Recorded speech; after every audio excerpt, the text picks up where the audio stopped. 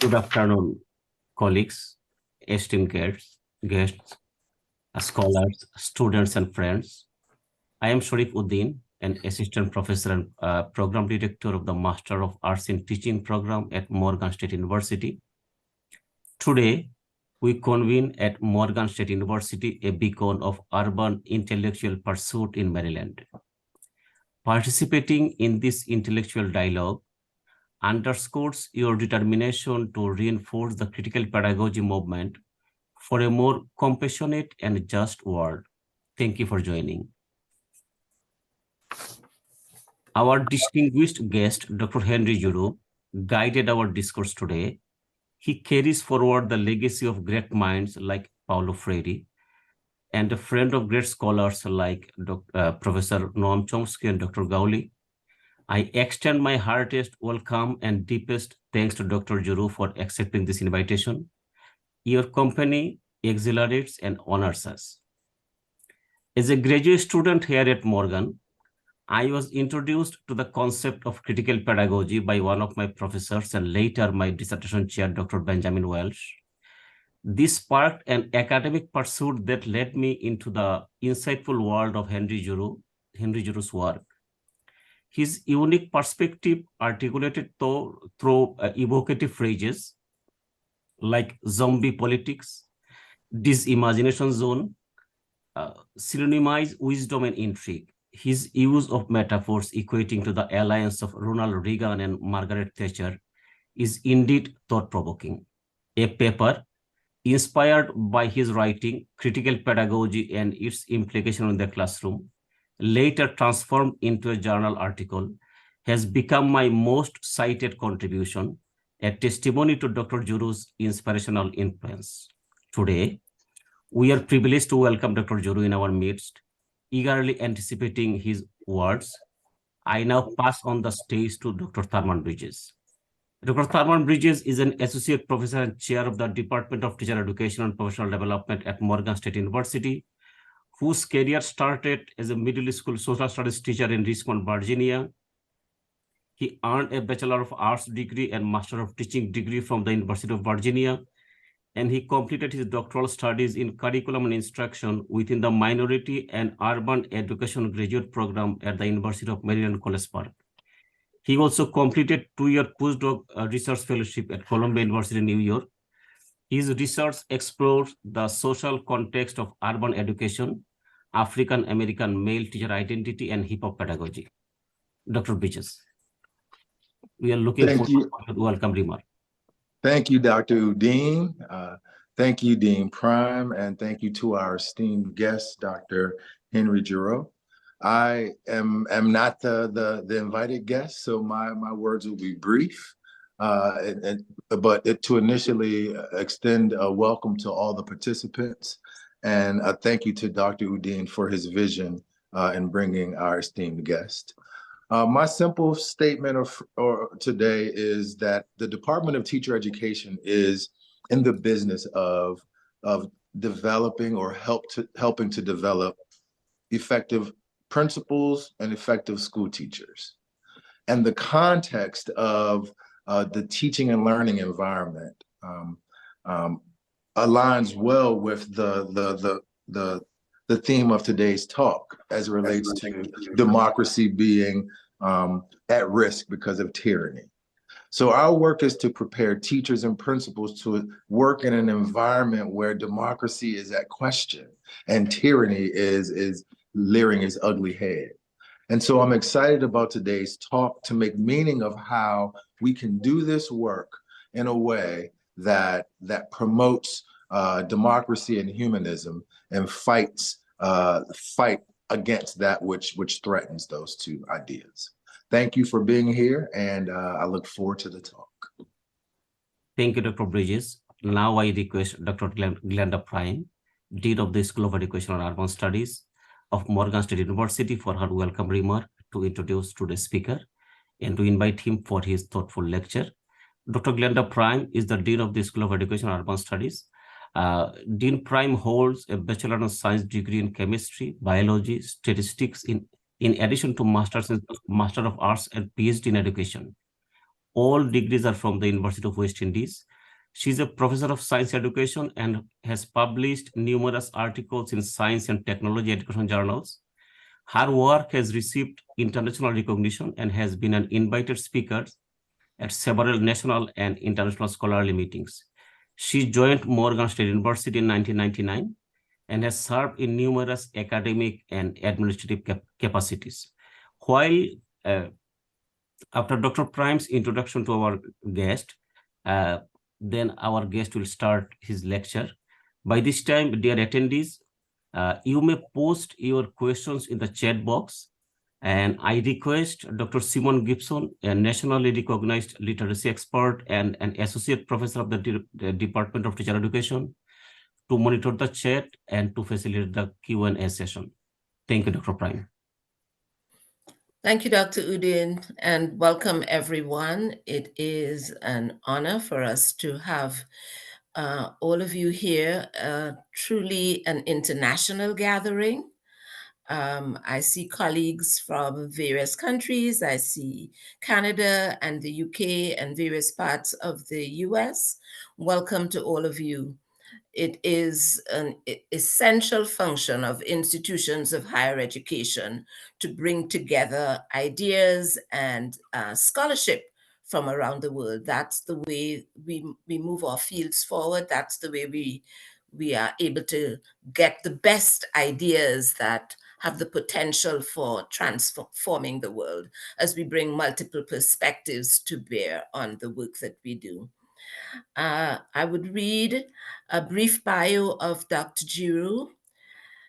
He is the Paulo Freire Distinguished Scholar in Critical Pedagogy and currently holds the McMaster University Chair for Scholarship in the Public Interest in the Department of English and Cultural Studies. In 2002, he was named as one of the top 50 educational thinkers of the modern period in 50 Modern Thinkers on Education, from Piaget to the present, as part of Routledge's Key Guides publication series. Throughout his life, Henry Giroux has sought to develop a critical theory of education, emphasizing crucial intersections between the role of education in schools and universities with that of culture and public life. His vision of critical pedagogy advocates for the need to make pedagogy central to politics itself and to help create the conditions necessary for developing a formative culture that provides the foundation for developing critical citizens and a meaningful and substantive democracy. Henry Giroux, born in Providence, Rhode Island, completed a Master of Arts degree in history at Appalachian State University. After teaching high school social studies in Barrington, Rhode Island for 6 years, Giroux earned a Doctor of Arts degree in history at Carnegie Mellon. He held positions at Boston, Miami, and Pennsylvania State University. In 2004, Giroux began serving as the Global TV Network Chair in Communication at McMaster University in Hamilton, Ontario. In 2005, Dr. Giroux received an honorary doctorate from Memorial University. In 2015, he was honored with the Doctorate of Humane Letters from the College of Educational Studies at Chapman University, as well as the Changing the World Award and the Paulo Freire Democratic Project Social Justice Award.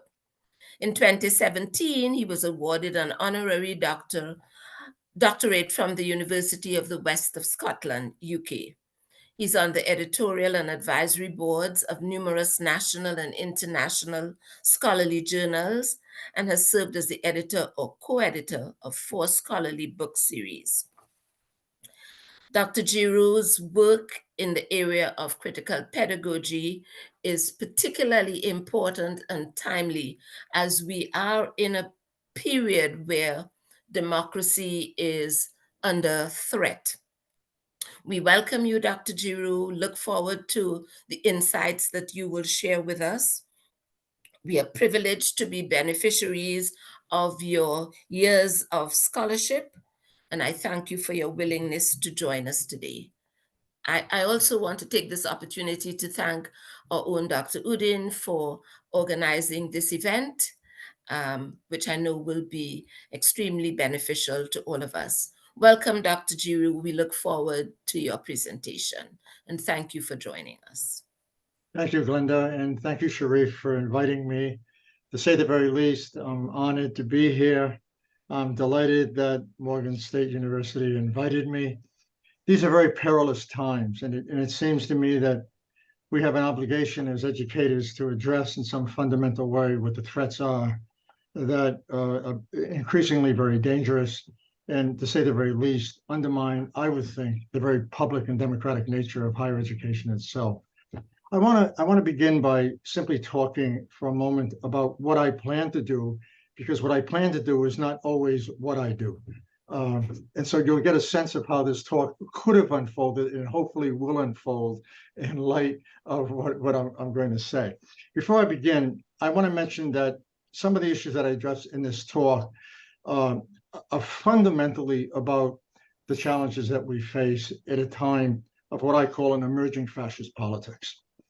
And the first thing I want to do is I want to talk about the threat that education faces by far-right extremists in the United States, or the threat that is produced by far-right extremists in the United States. I want to talk about the rise of what I call apartheid pedagogy and its embrace of white supremacy.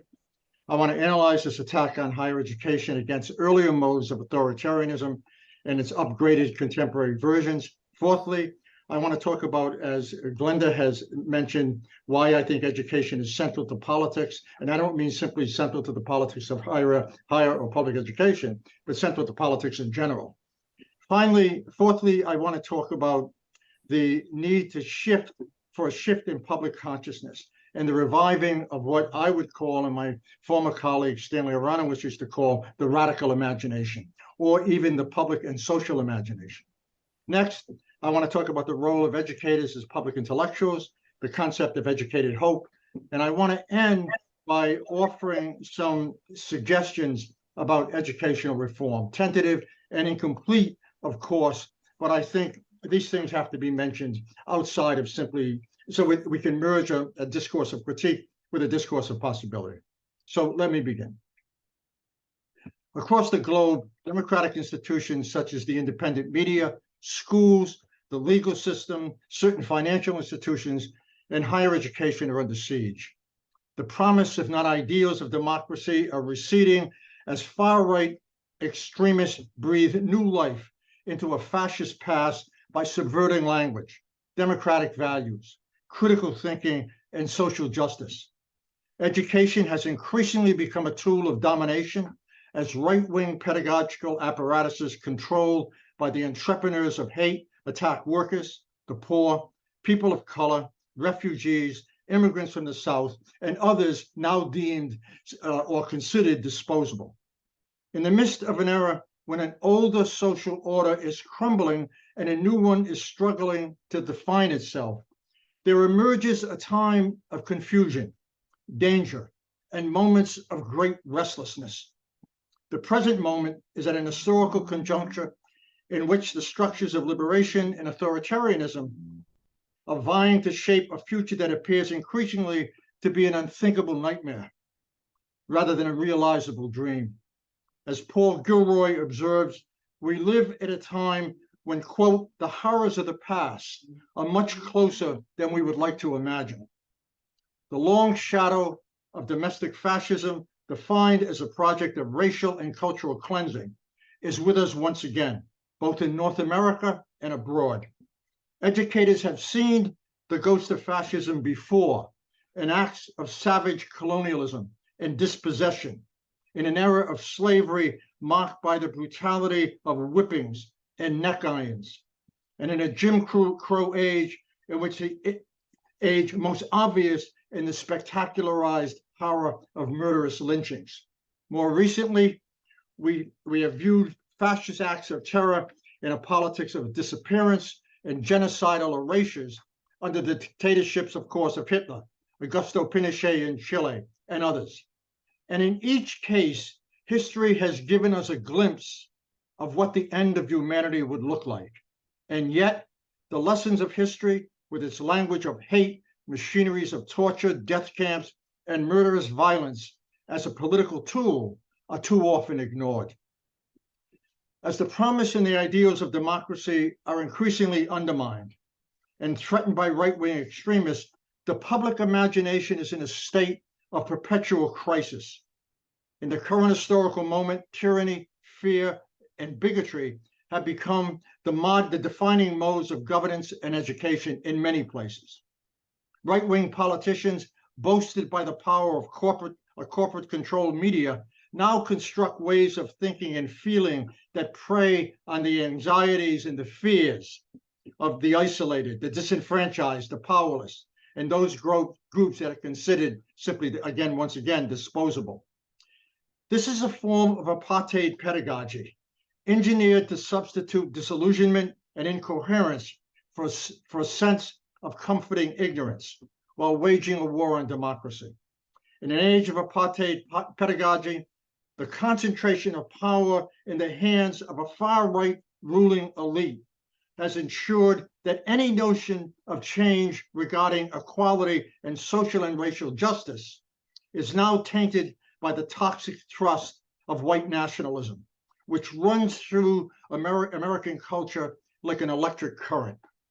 Jim Crow is back without apologies, suffocating American society in a wave of voter suppression laws, the elevation of racist discourse to the centers of power, and the ongoing attempt by right-wing politicians to implement repressive pedagogical policies and practices in which matters of justice, ethics, equity, and historical memory vanish from the classrooms of public and higher education.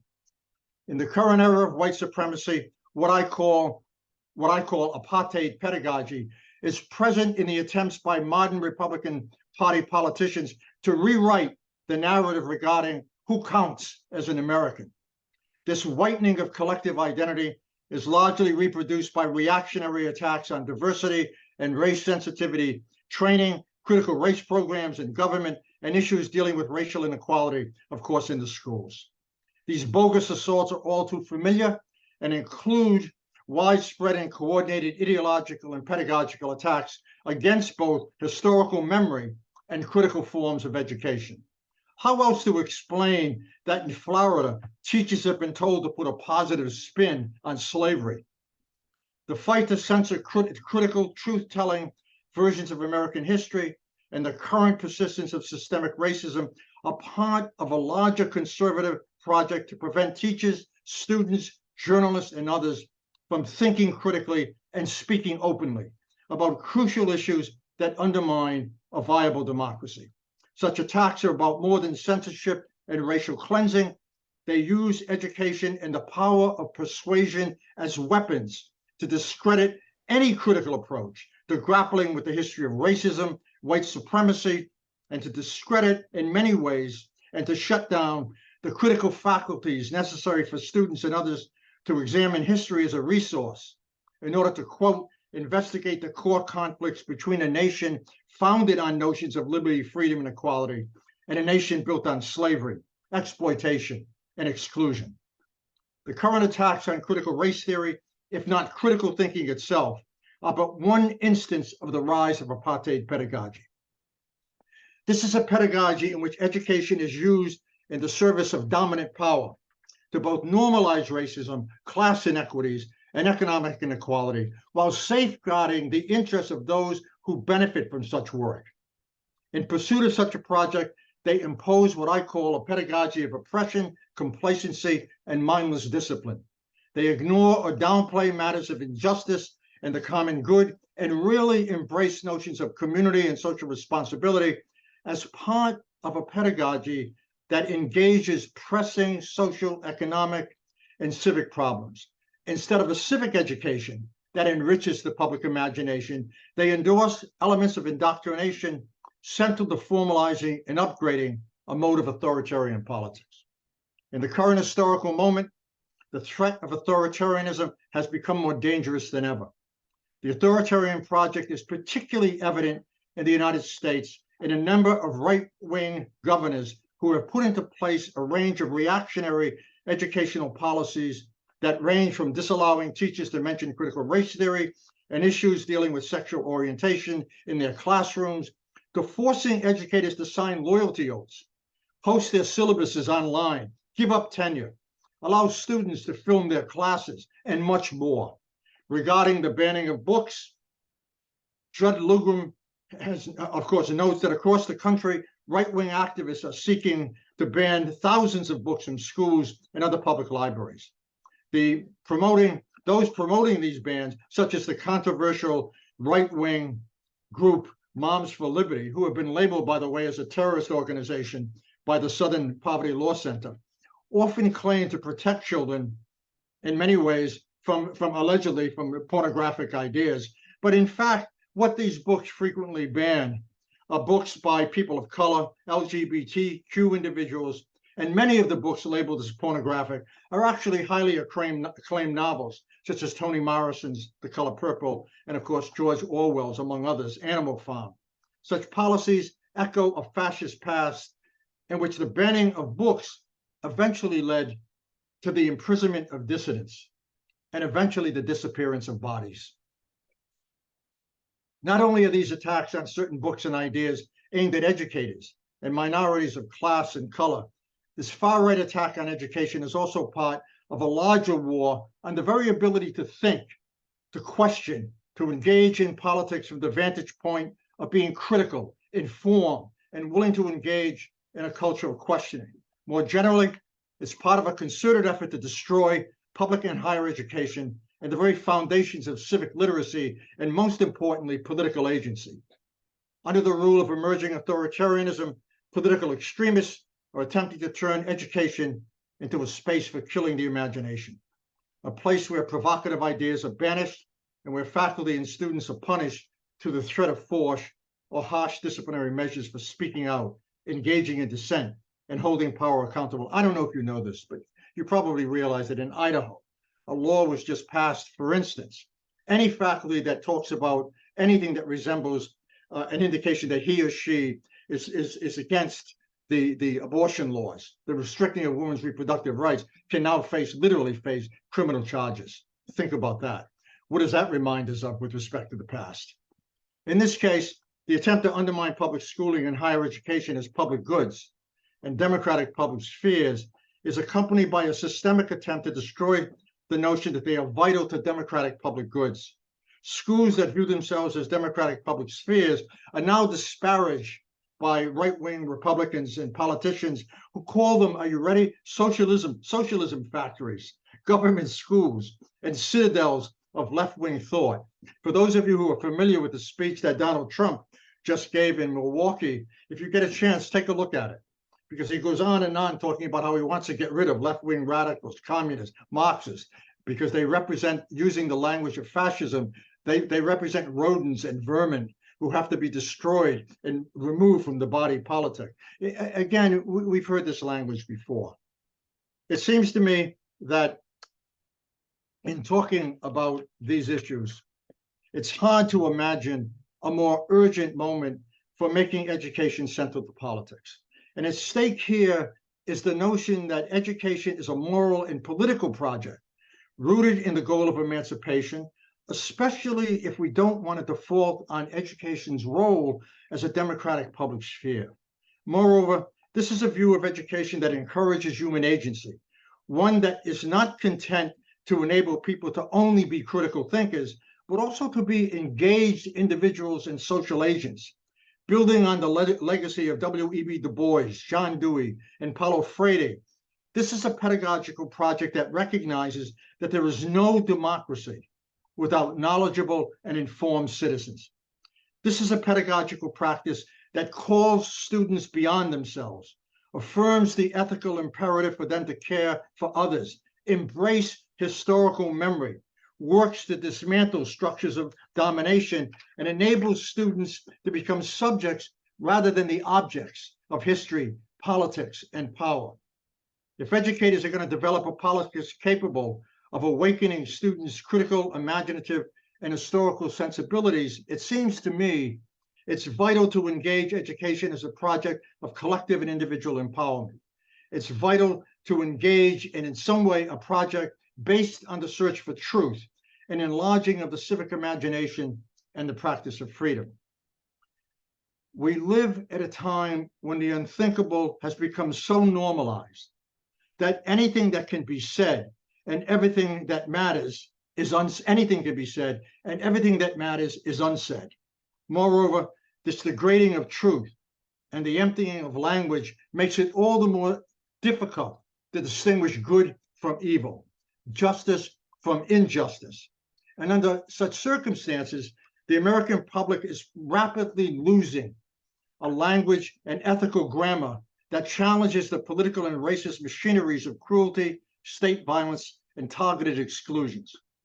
Critical pedagogy, both in its symbolic and institutional forms, I believe, has a vital role to play in fighting the emergence and the resurgence of a false rendering of history, religious fundamentalism, and an accelerating militarism and ultranationalism.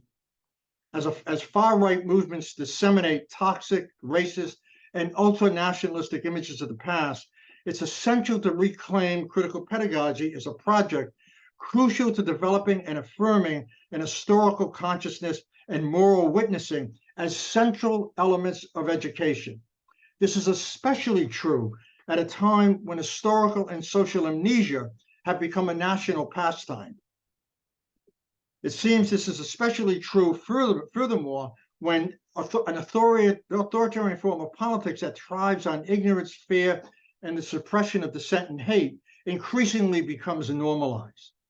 The merging of power with new digital technologies in everyday life and popular culture have not only altered time and space, they've expanded the reach of culture as an educational force. A culture of lies, cruelty, and hate, coupled with the fear of history and a 24/7 flow of information, now wages war on attention spans, the conditions necessary to think, contemplate, and arrive at sound judgments. It seems to me that it's crucial for educators to acknowledge that education and schooling are not the same, and that schooling must be viewed as a sphere distinctive from the educational forces at work in the larger culture. The point, of course, is that an array of cultural apparatuses extending from the social media and streaming services to the rise of artificial intelligence and corporate-controlled media platforms also constitute a vast educational machinery with enormous power and influence. What both schooling and the wider cultural sphere of education have in common is that they often work in tandem with each other to shape and orchestrate dominant social relations, constitute prevailing notions of common sense, and open up conceptual horizons, modes of identification, and social relations to which consciousness and identities are often shaped and legitimated. Any viable notion of critical pedagogy needs to create the educational visions and tools to produce a radical shift in consciousness. It must be capable of recognizing both the scorched earth policies of a market-based system that is characterized by staggering inequalities and the twisted anti-democratic ideologies that often support it. This shift in consciousness cannot occur without pedagogical interventions that speak to people in ways in which they can recognize themselves, identify with the issues being addressed, and place the privatization of their troubles in a broader systemic context. An education for empowerment that functions as the practice of freedom should provide a classroom environment that is intellectually rigorous and critical, while allowing students to voice their experiences, aspirations, and dreams. It should be a protective and courageous space in which students should be able to speak, write, and act from a position of agency and informed judgment.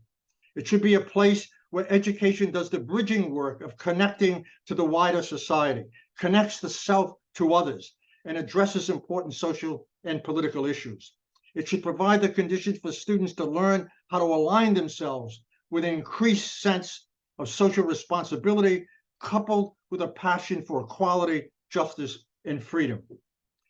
If the emerging and rebranded authoritarianism in the United States, Europe, and elsewhere is to be defeated, there is a need to make critical education an organizing principle of politics, and this in part can be done with a language that exposes and unravels lies, systems of oppression, and corrupt relations of power, while making clear that an alternative future is possible. Hannah Arendt was right in arguing that language is critical in highlighting the hidden, the often hidden, crystallized elements that make authoritarianism likely. The language of critical pedagogy and civic literacy, as Paulo Freire once argued, are powerful tools in the search for truth and the condemnation of untruths and injustices. Moreover, it seems to me it's through language that the history of fascism can be remembered and used to make clear that fascism does not reside solely in the past, and that its traces are always dormant, even in the strongest democracies. At the same time, language, however critical, is not enough and should provide the basis for intervention, for intervening in the world, and for in turning people into subjects who take themselves seriously as engaged and critical social actors. Ignorance now rules America. Not the simple, if innocent, ignorance that comes from the absence of knowledge, but a malicious, manufactured ignorance, forged in the arrogance and refusal to think hard and critically about issues, and to engage language in the pursuit of justice. James Baldwin was certainly right in issuing a stern warning in No Name in the Street when he said that, when he wrote that ignorance allied with power is the most ferocious enemy justice can have. For the ruling elite and modern Republican Party, thinking is viewed as an act of stupidity, and thoughtlessness is considered a virtue. You can remember once in the early campaign of Donald Trump before 2016, he boasted about how he loved the uneducated. That now it's become clear what that means. Under such circumstances, there is a full-scale attack on thoughtful reasoning, empathy, collective resistance, and the compassionate imagination. In some ways, the dictatorship of ignorance resembles what John Berger once called ethicide, defined by Joshua Sperling as, quote, the blunting of the senses, the hollowing out of language, the erasure of connections with the past, the dead, place, the land, the soil, possibly too the erasure even of certain emotions, whether pity, compassion, consoling, mourning, or hoping. Words such as love, trust, freedom, responsibility, and choice have been deformed by an authoritarian ideology and market fundamentalism that narrows their meaning either to a commodity, a commercial exchange, a reductive notion of self-interest, or generates a language of bigotry and hatred. As a political and moral practice, critical pedagogy should combine a language of critique and a vision of possibility in the fight to revive civic literacy, civic activism, and the notion of shared and engaged citizenship. Politics loses its emancipatory possibilities if it cannot present the educational conditions for enabling students and others to think against the grain and realize themselves as informed, critical, and engaged citizens. There is no emancipatory politics without a pedagogy capable of awakening consciousness, challenging common sense, and creating modes of analysis in which people discover a moment of recognition that enables them to rethink the conditions that shape their lives. It seems to me that against this emerging fascist politics, one of the things that we as educators have to, in some way, consider is what does it mean to assume the role of a public intellectual in border crosses, within broader social contexts? What does it mean, for instance, to, if possible, be able to share ideas with wider publics rather than sort of operate within territorial disciplines in which we talk simply to each other? What does it mean to be able to talk to more general audiences in a language that is clear and clear, accessible, and rigorous? I don't believe that you can be rigorous.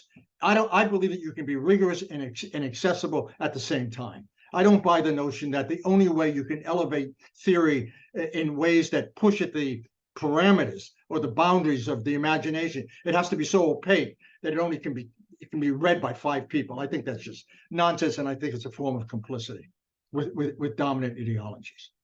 It seems to me that education operates today as a crucial site of power in the modern world, and if critical pedagogy is to play a role in challenging how power and knowledge and values are deployed, this suggests that one of the serious challenges now facing teachers, artists, and writers is the task of developing pedagogical practices that, as Paulo Freire suggested, not only provide a critical reading of the word, but also a critical reading of the world.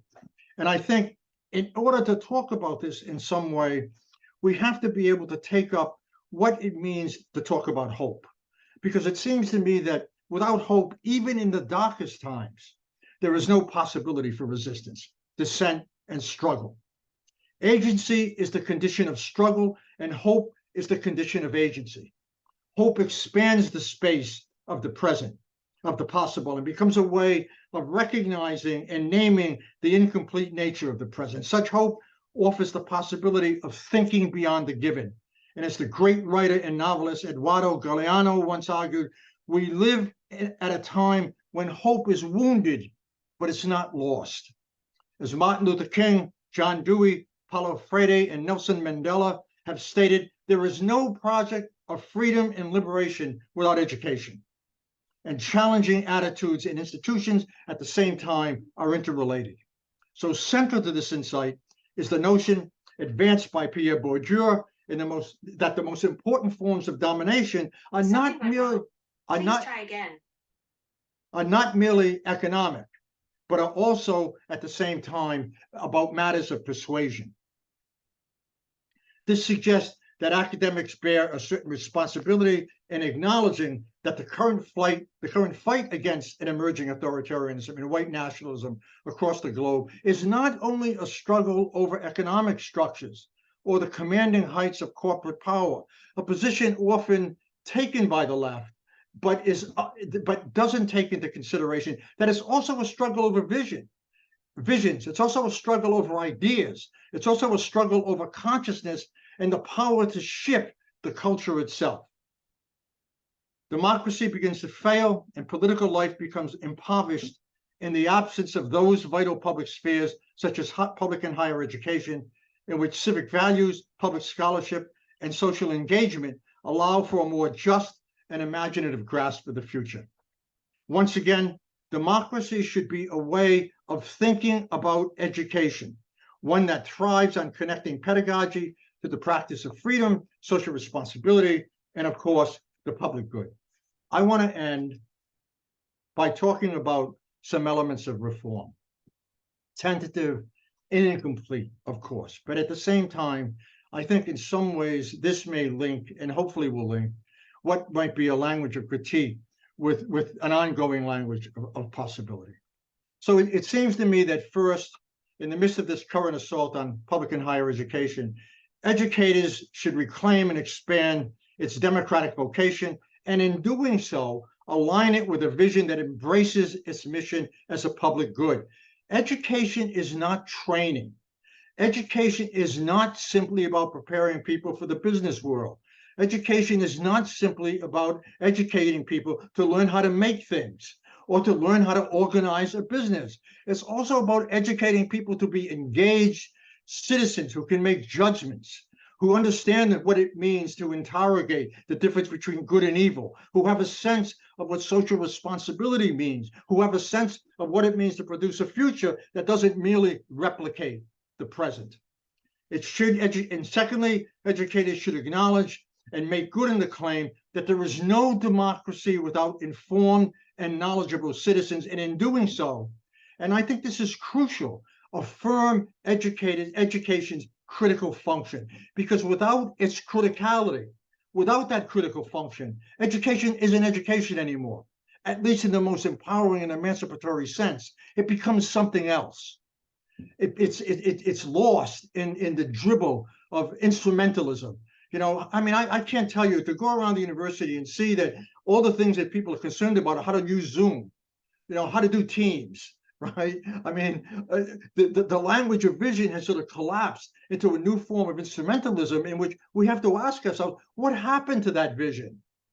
What happened in the 80s when Reagan came along and said, government is the enemy, you know, and need to offer any sense of social responsibility, and that the public good should be turned over to private interest, and that education, in a sense, can be dangerous because in some way it offers up the possibility of recognizing the difference between what is and what ought to be.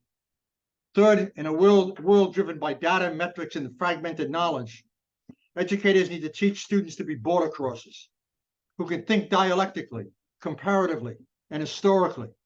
They should teach students to engage in multiple literacies, extending from print and visual culture to digital culture. We should not be interested in simply teaching young people and others how to read culture critically. They need to become cultural producers.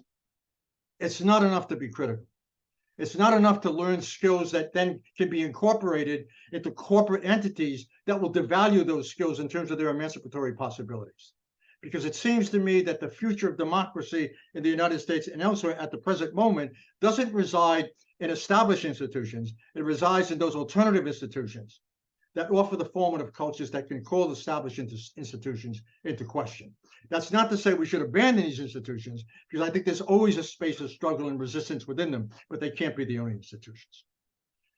Fourth, it seems to me that educators need to defend critical education as a search for truth, the practice of freedom, and as a pedagogy that enables students to write and act from a position of agency and empowerment.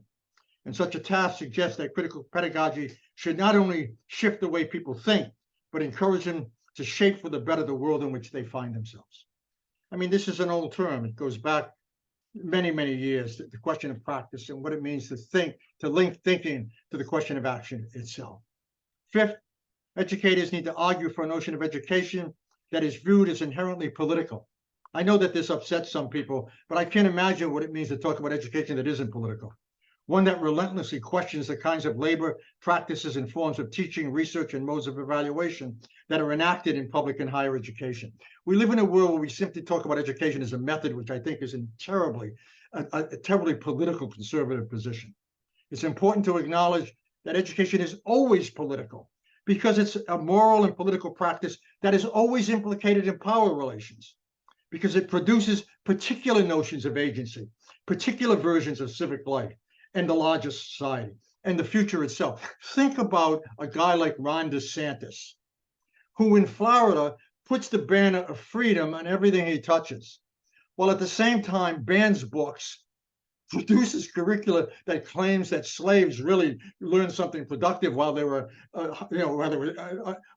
living under the practice of slavery, or that LGBTQ people somehow are like pariahs and should be punished and should be banished from any notion of what schooling is about. This is all done in the name of freedom and in the name that education is neutral, when in fact you have these politicians producing indoctrination factories that are now overtly unapologetic about censoring knowledge, about excluding people, about deforming history, and it goes on and on. So it seems to me that to acknowledge I think there's a difference between talking about education as political and about education being politicizing. To talk about education being political is to talk about the question of power, to talk about the question of the future, to talk about what it means to be an engaged and critical citizen, to talk about the relationship between knowledge, values, and social relationships. To talk about politicizing education is to talk about an education that says there's only one way or the highway, and this is it. It's not about a culture of questioning. It's not about a culture of interrogation, not about a culture of critical inquiry. It's just the opposite. Sixth, in an age when educators are being censored, fired, and in some cases subject to criminal penalties, it's crucial to fight again. It's crucial for them to fight to gain control over the conditions of their labor. Without power, faculty are reduced to a casual labor force. They play no role, or a very limited role in the governing process, and work under labor conditions comparable to how workers are treated at Amazon and Walmart. Educators need a new vision, a language, and collective strategy in order to regain the power, rightful influence, control, and security over their work conditions and their ability to make meaningful contributions to their students in the larger society. I think one of the great failures of American progressives and the American left is to have allowed this casualization of labor to take place in the United States to the degree where 70% of all faculty now are on casualized labor. with very little security, absolutely terrified about saying anything that might get them fired, no security, and lack the ability to basically have a job in which they can both be imaginative and live with dignity. Finally, I want to suggest that in a society in which democracy is under siege, it's crucial for educators to remember that alternative futures are possible and that acting on these beliefs is a precondition for making social change possible. At stake here is the courage to take on the challenge of what kind of world we want. What kind of future do we want to build for our children and for all children?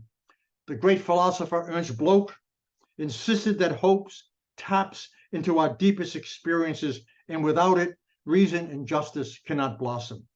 In The Fire Next Time, James Baldwin adds a call for compassion and social responsibility to this notion of hope, one that is indicated to those, one that is indebted to those who follow us. He writes, generations do not cease to be born, and we're responsible to them. The moment we break faith with one another, the sea engulfs us and the lights go out. Now more than ever, educators must live up to the challenge of keeping the fires of resistance burning with a feverish intensity. Only then will we be able to keep the lights on and the future open. In addition to this eloquent appeal, I would say that history is open and it's time to think differently in order to act differently, especially as educators, if we want to imagine and fight for alternative democratic futures and build new horizons of possibility. Thank you.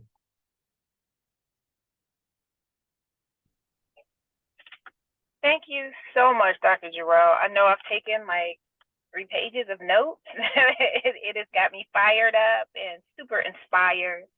Everyone, my name is Simone Gibson. I'm an associate professor here at Morgan in the Department of Teacher Education, and I will be serving as a discussant for the concluding portion of our talk with Dr. Giroux. If you are interested in asking a question, I ask that you kindly pose your question in the chat, and I'll call on you if time permits. First come, first serve. And if we can start questions with Dr. Ben Welsh.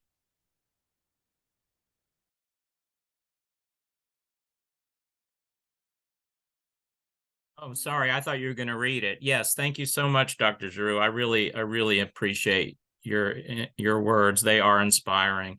At the same time, I'm sitting here looking at a tattered copy of Kincheloh's, what I consider to be brilliant manifesto toward a critical politics of teacher thinking. It went out of print. I begged the publisher to bring it back. They brought it back partially as an on-demand volume. I got the copy that I have that's in tatters from an old pro-labor lefty, Richard Brozio. Now it's 2023. Kincheloh has passed away, Brozio has passed away, and we are not getting any younger. What are your thoughts about passing the baton to the future generations? I fear for the future of critical pedagogy. I can't help it. I mean, I watched, you know, the philosophy of education departments evaporate, even in my short 20 years in higher ed. I watched the number of publications diminish. I don't even know if there's a special interest group. I don't know what happened to AESA. I'm just wondering what your thoughts are on the future of critical pedagogy as a movement. I have to, oh, sorry. Yeah, okay. I'm sorry. I thought I was muted. I have to say that I'm much less pessimistic than you are, Ben. You know, I'm in touch with people all over the world who basically, in the face of this assault on public and higher education, are really looking to critical pedagogy in some fundamental way, both in terms of people who initially wrote about this stuff and pioneered it from a whole range of places, to a younger generation of people who are advancing that work and building on it. I think it's impossible now not to talk about education, given the cultural apparatuses that now engage in utterly repressive forms of education, and given the fact that policies are constantly being churned out, particularly in the red states in the United States, and of course in Hungary and in other places, that make education central to really a kind of dominating and repressive ethos. So in some ways, what they've done is they've given new life to critical pedagogy as an antidote in some ways to being able to challenge this stuff and to see schools as profoundly important sites of critical struggle. I mean, it's funny, I worked with Paulo Freire, I worked with giants, Sigmund Bauman, Stanley Aronowitz, I've worked with Robin Kelly, and in all of that work, education is central. And I think younger generations is grasping that in a way in which I've never seen before, with an enthusiasm, with a sense of energy, a sense of dynamism. My biggest concern is that the public intellectuals, the people who are embracing this the most, in some ways, are not talking to each other. I mean, that the people in higher education are not talking to the new public intellectuals, the journalists, the people who basically are being fired, or on the front lines, who are writing about this stuff. And I think that's a problem. But I don't think it's fading away. I think schools are under attack that try to promote it. But I think the issue is, I think the ongoing movement of critical pedagogy is larger than the institutions that are trying to repress it. Wonderful. Thank you. Thanks so much, Dr. Welsh. I'd also now like to call on, please forgive me if I'm saying your name wrong, please correct me, Raul Kumar. Yes. Dr. Giroux, thank you very much for your inspirational talk. As always, it's a treat to listen. You mentioned that hope is wounded but not lost. It seems as though it's in ICU sometimes. And you also mentioned about the culture, that we need to create culture rather than critique it. How do we go about creating culture when our minds have already been dulled and numbed? Thank you. I'm sorry, did you finish? I didn't mean to interrupt. Yes, sir. Yeah. Well, I don't think all of our minds have been dulled. I hope not, especially the group here. I think that certainly we live at a time when there's an enormous attempt to shut down critical faculties in every institution. But at the same time, there's also a lot of people who are fighting back. And there are a lot of people who basically are not relying on mainstream media to basically get the information they need, which it seems to me is more distorting than ever. Just to put up Trump endlessly and allow him to, blab about, elections being lost, and to lie endlessly, and to, display his bigotry over and over again so as to normalize it. I think that's losing in some ways its credibility, particularly for people who still believe that thinking matters. I think the great problem here is the refusal on the part of many progressives in the left to really take education seriously. I mean, I think there are too many people who think that education is only about schooling and not about, as C. Wright Mills talked about, those larger cultural apparatuses that are enormously powerful in shaping popular information and using persuasion and lies to basically blunt the kind of cultural questioning and the movements that need to rely on that information to organize and be profoundly significant. But at the same time, I mean, I think that when you look at what's happening with the fight against the attempt to deny women's reproductive rights, when you look at questions of gun violence, when you look at the questions of the erosion of the climate, when you look at all the major issues that basically are facing the United States, and in some ways are facing other countries, the systemic racism, these are all so visible today. They're so unapologetic in their attempts to, to sort of take pride in this nonsense, this absolutely fascist politics, that it's difficult not to take a position. It's difficult to be silent and not to be, while recognizing that you're also being complicitous. And so I think in this sense, I don't share the notion that there isn't an active attempt to rewrite these narratives and to fight against this culture of oppression, while at the same time recognizing how powerful these cultures, these massive cultural apparatuses are. And of course, as you know, that leads to another question, right? And the other question is, how do we talk about capitalism? How do we talk about it? I mean, that's the elephant in the room. You want to talk about inequality? You got to talk about capitalism. You want to talk about massive injustices in domestic and foreign policy? You want to talk about institutions that basically are backed by billionaires that legitimize systemic racism? You want to talk about an economy that's collapsed in some ways because it can no longer deliver the promises about social mobility and all that nonsense that it once provided? You got to talk about capitalism. You got to talk about neoliberalism. You got to talk about a capitalism that's reached its endpoint and now basically relies on fascist arguments, blaming blacks, blaming immigrants, blaming gays, for the problems that the society faces. It's fell apart. It's falling apart, and the only thing left is the symbol of authoritarianism. And I think in that way, more and more people are waking up to the nightmare that basically cannot in any way constitute what the future might look like. Thank you. Thanks so much for that. I think we have time for possibly one more question. I'm gonna turn it over to Dr. Corinne Noli.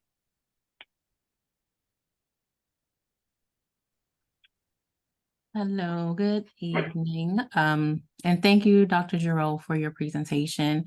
There were a lot of great points, and I was just thinking about how we can bring awareness to these issues. It seemed like most of us as faculty are aware of the issues that are going on, but our students lack interest, or if they do have interest, it may be at a surface level. So how can we bring more awareness to our students on the issues that are impacting them, their education, and even their careers in the future? I think in some ways, one of the things that I worry about with students that is not their fault is that they're often rendered voiceless in terms of what their experiences are, how they see themselves in relationship to the larger society. They often operate in common sense assumptions that it seems to me we as educators have a responsibility to challenge. We have a responsibility in some fundamental way to arouse a sense of curiosity and interest in which we can link what we talk about to basically what their lives are all about. And I think this speaks to the question of context. Who are the students? Where do they come from? What do they believe in? How do we inhabit a language that they use that basically we often view as vastly inferior or unsuited to academic discourse? How do we talk about the social media? How do we talk about how they view the future? And what I often do is in my classrooms, I make sure students write short papers. I make sure they talk about those papers with the rest of the class, and I make sure they're able to defend those papers. And I find that where those classes go in the beginning, when they start narrating themselves, to where they end up, honestly, is amazing. I'm always shocked at the progression, how much more self-critical they become, what it means for them to be able to talk about their lives in relation to larger social issues that they often don't get the chance to address with adults and others. Now, the other side of this, and forgive me, is look, we all operate under, at the same time, tremendous constraints around workloads, around fear, around, students who initially might seem as if they're not interested. And I think that, I don't think we can face these challenges alone. This is not about, addressing a pedagogy and asking ourselves, what works? What can I do? It's about organizing educators to have the space and the power to be able to determine in some way the labor conditions under which they're operating. We have lost that power. We have lost it. What's happening in higher education is that more administrators are being hired than faculty. And more administrators mean more staff. And more staff means further staff, right? So that all of a sudden you have these buildings filled with administrators, as David Graeber once said, who have what we call bullshit jobs, right? To use his phrase, bullshit jobs, right? Looking for something to do. And so they send us memos in which they say, we need a new report now, an annual report for the year. And this may take you 2 or 3 days, but don't worry. I'm exaggerating, but I think you understand what I'm saying. As Adorno once said, in the exaggerations, there are truths. And somehow that imbalance of power in our fields has got to change, or we're done. We're done. We will be like Walmart workers. and that's how we'll be treated. There are some universities now that literally hire outside business contractors to hire faculty. They don't even interview them. Think about it, But anyways, I hope that answers part of the question. I'm willing to answer more questions. I know you're out of time, but I don't want to shortchange you. You want to go for two more? Or If you're good with it. No, Thank yeah, you. I'm good. No, of course. I'm here for you. All I'm not here Well, to thank simply. you. I'm not here to give a lecture. Okay, sounds good. So if we can take maybe two more questions, I'm going to now shift to Dr. Utan Ghali. Thank you, Dr. Gibson. Yeah, it's really a momentous occasion here. I would like to thank our friend, Dr. Mohammed Saifuddin, for bringing our friend, Dr. Giroux, to Morgan. As Dr. Prime and Dr. Bridges highlighted, we can't overstate how central education to democracy is. And I agree with Dr. Wells that we need more of Dr. Giroux. I'm also worried about the legacy. We can see, right in front of our eyes, the deterioration of democratic institutions.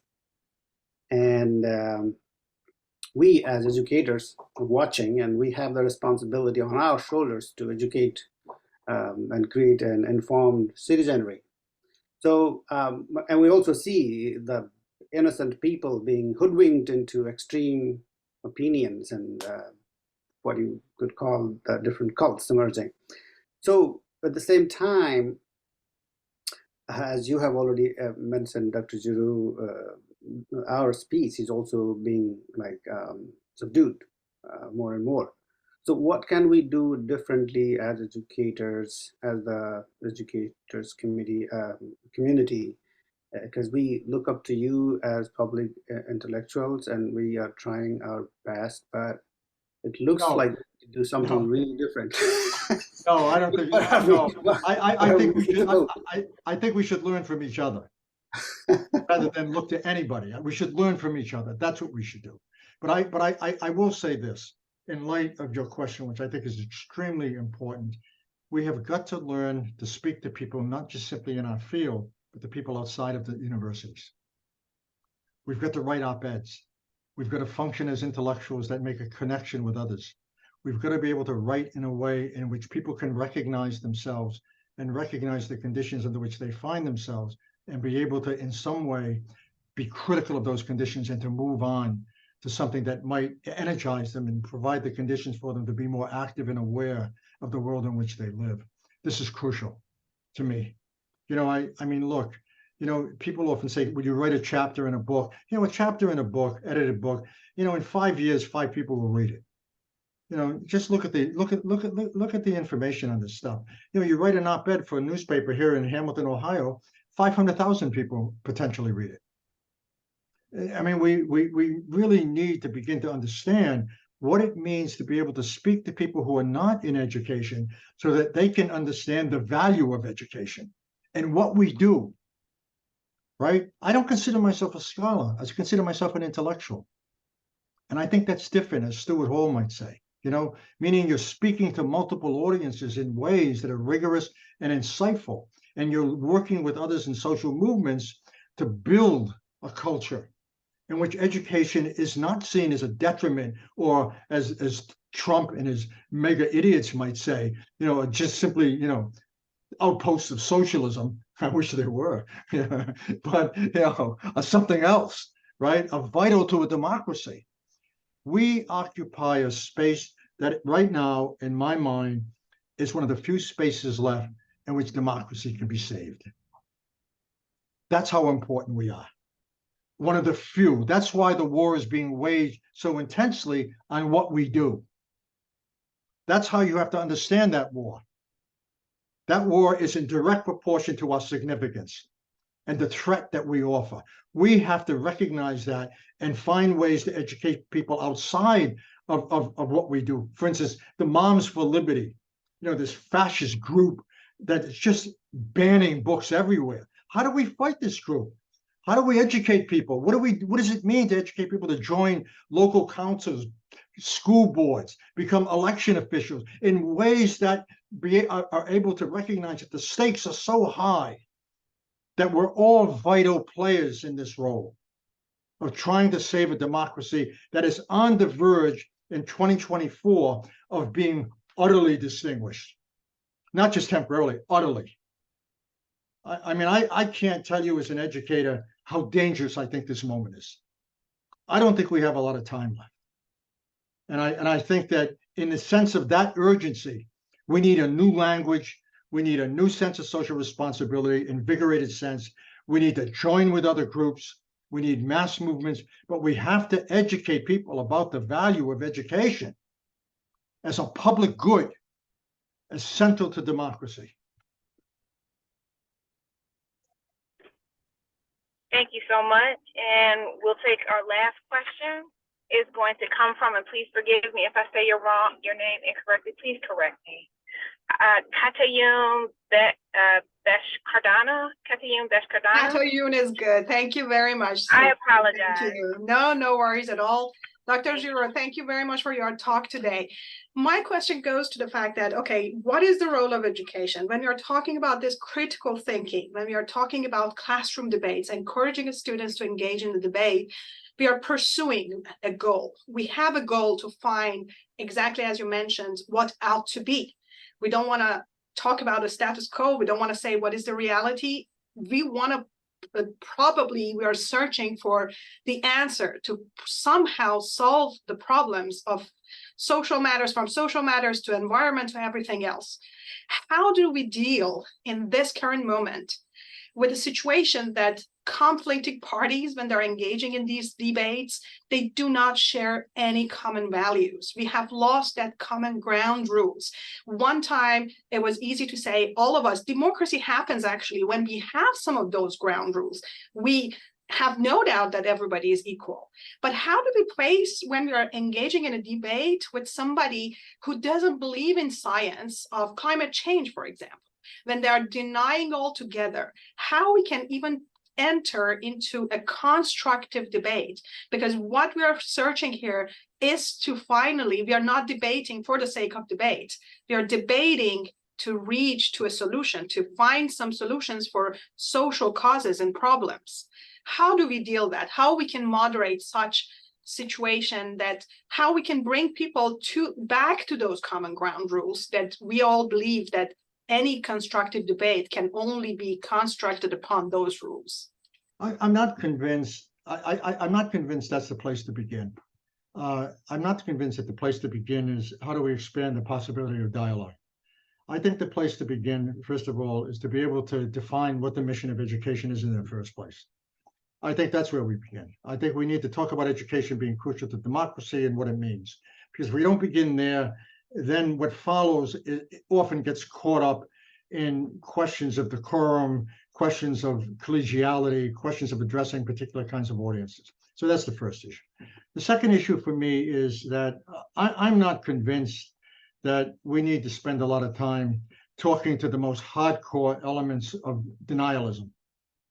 You know, people who really believe in a fascist state, for instance, right? I mean, it's not a question of convincing, they're already convinced. I mean, then there's a middle ground. You know, there are people who are confused. There are people who are not sure basically what the arguments are. There are people who are trapped in common sense assumptions. In that sense, we have to find a way to talk to them. And we have to talk to them in a language that fundamentally resonates with the problems and the confusions that we have. And I think there's been an enormous disregard for what I call a politics of identification. And that means that how people identify themselves in this terrain has to be understood less as a way to simply disparage them. And I'm not talking about the far right extremists. I don't care about them. I think they're done. I don't want to waste my time talking to neo-Nazis, to be honest, right? But I do want to spend a lot of time talking to people somehow who are not frozen in those moments for which there are questions of doubt, questions of uncertainty, questions that need explanation. They're the people we need to talk to. And I think talking to them demands a new understanding of what the language might look like that we actually use. A language that isn't mirrored in jargon, a language that actually has some concern about what their problems are and how to inhabit that language so that they can recognize what we're saying in ways that do open a dialogue. I think that's crucial. Thanks so much, Dr. Giroux. At this point, we're going to conclude the question and answer component of this discussion, and I'm going to turn it over back to Dr. Udine for closing remarks. Thank you so very much. Can we give a round of applause to our guest, first of all? Thank you so very much, Dr. Giroux, for your time. And so, it is a time of really the crisis of democracy, the way you taught us, you shared your thoughts. And really, we appreciate you and your time. And, I have been trying to bring you at Morgan for last 2 years. And thank you for your time. I know you are so busy and you could not give me time, and we appreciate you and your thoughts. And definitely we need your help, your guidance, how we can grow up as scholars. And I know you are guiding hundreds of people, thousands of people. So please keep us in your mind, and definitely we will communicate with you further. And thank all of you who joining from here, England, Canada, India, different parts of the world, and from US, different states. I can see from Texas, Florida, different states. I don't know, maybe I missed so many, and many of my colleagues. Thank you, Dean Prime, for your time, Dr. Bridges, my chair, Dr. Gowley, Dr. Williams, Dr. Rhodes, all of my colleagues, Dr. Gibson, for your wonderful time. I can see one gentleman from Nepal join here. Oh my God, I don't know what time it is, maybe 3 a.m. in the morning. Yeah, so he joined from Nepal, 3 a.m. in the morning. Thank you so very much. It is so wonderful. Dr. Giroux, you understand how we feel. And many of my colleagues asked me to record it and share your lecture to them. So thank you so very much. And I appreciate all of you. Thank you. Thank you. Thank you all very much. It was a pleasure. Thank you. This was fabulous and outstanding.